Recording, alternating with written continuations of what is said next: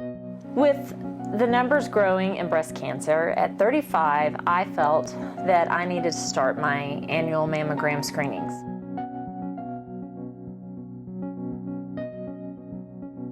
So I started my mammograms at age 35.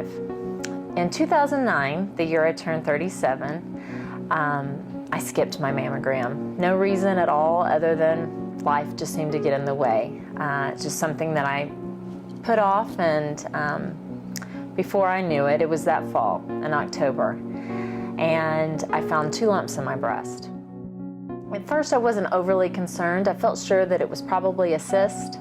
I didn't have any breast cancer in my family that I knew about, and so I wasn't overly alarmed. I saw my OB-GYN the next day.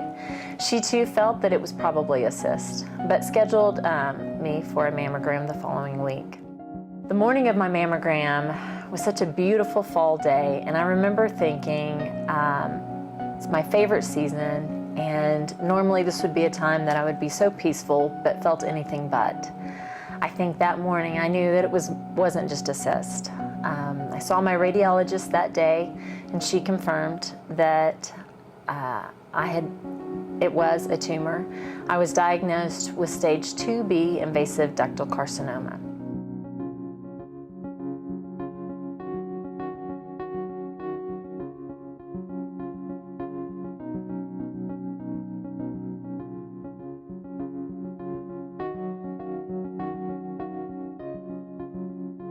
As I began consulting with different surgeons, one of them recommended that I be tested for the BRCA-analysis.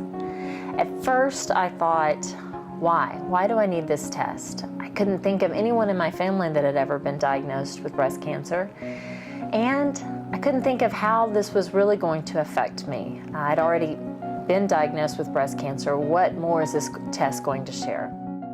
But because of my age, she felt it was something that we should definitely do. So I agreed and did the buccal test.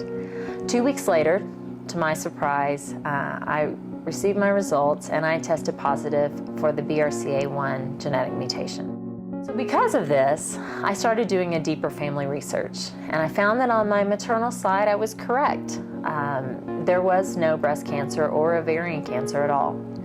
But I found on my father's side, my paternal side, that my great-grandmother, Leela Shell, had been diagnosed with breast cancer at the age of 55. She had 9 children.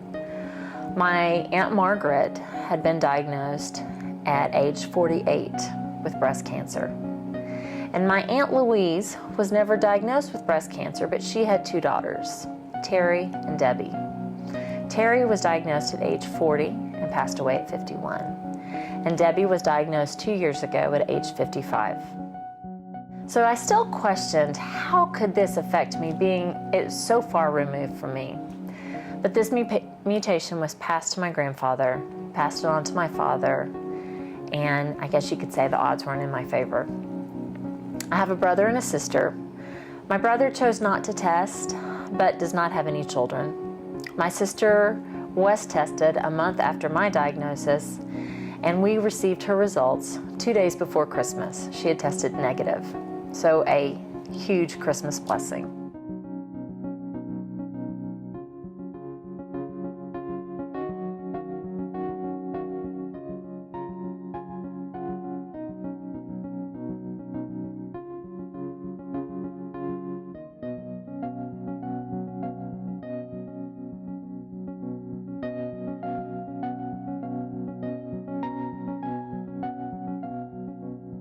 I knew I had to take the most aggressive approach. I had a bilateral mastectomy, followed by 8 rounds of chemotherapy, 24 sessions of radiation, and I had an elective hysterectomy last fall. And before my hysterectomy, I remember reflecting back on my treatment and thinking how blessed I was that I had been diagnosed with breast cancer and was given the option or the knowledge of this test, because potentially, it saved me from ovarian cancer, because as we all know, there's no mammograms for your ovaries. I have 3 children, 3 boys, and they will all be tested at 18, because not only could they pass this on to their children, but they're at a higher risk for prostate cancer as well. I've shared my story with medical professionals, friends, family, women's organizations, and I think the women that I find the most empowering are pre-vivors, ones that were given this information that had this lengthy family history and watched their family face this fear and worry and pain, and took the matter in their own hands and had elective mastectomies or oophorectomies and hysterectomies, empowering women. The Word on Cancer website has a phrase that I love: know more, do more. And I feel that genetic testing is just that. Upon looking back, I didn't think that I had a family history. And it wasn't until I did that deeper family research. And I just encourage women to question and to look back on both your maternal and your paternal side and dig deep, because as I found, it was my great-grandmother and great-aunts. And this would allow you to have that conversation with your physician. Know more so that you can do more.